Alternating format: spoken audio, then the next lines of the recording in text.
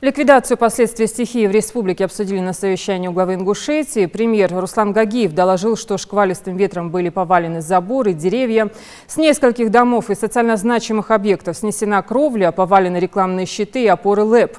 Оборваны провода, на ряде участков повреждено дорожное покрытие. Председатель правительства отметил, что благодаря принятым оперативным мерам удалось восстановить энергоснабжение.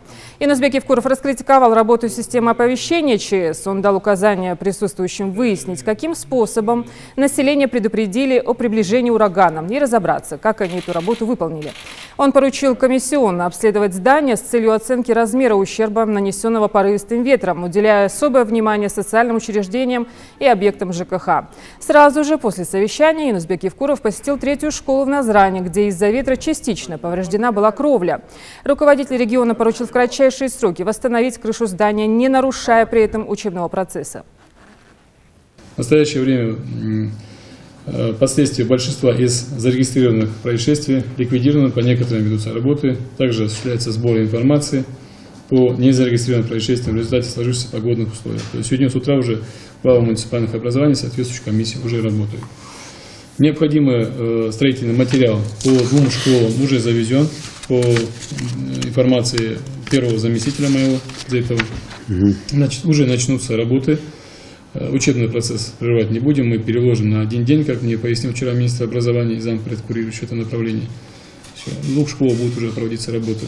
Изучить вот эти все действия аварийные, там, где есть причина человеческого фактора. Понятно, да? Там то, что форс-мажор, там ветер и все остальное природное, понятно. А вот там, где человеческий фактор присутствует, в обязательном порядке на это обратите очень серьезное внимание. Это раз. Второе, для правительства, для вас, на это тоже очень серьезное внимание обращаю, это выводы и анализ. Если вы сейчас это не сделаете, не выявите там минусы, у нас вот это все так и будет идти. Везде есть свои сроки.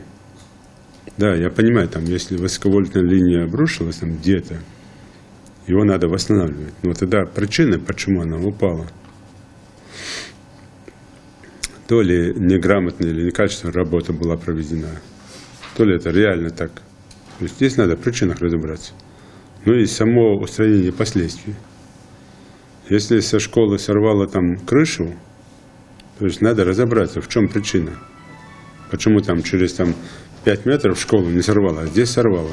На примере всего этого создайте хорошую рабочую группу, которая в течение месяца или до конца мая проверит все, вот, в том числе и крыши, и кровли всех социальных учреждений, больниц, школ, садиков, объектов культуры, спорта. Все проверить, все посмотреть, изучить это. На это обратить внимание.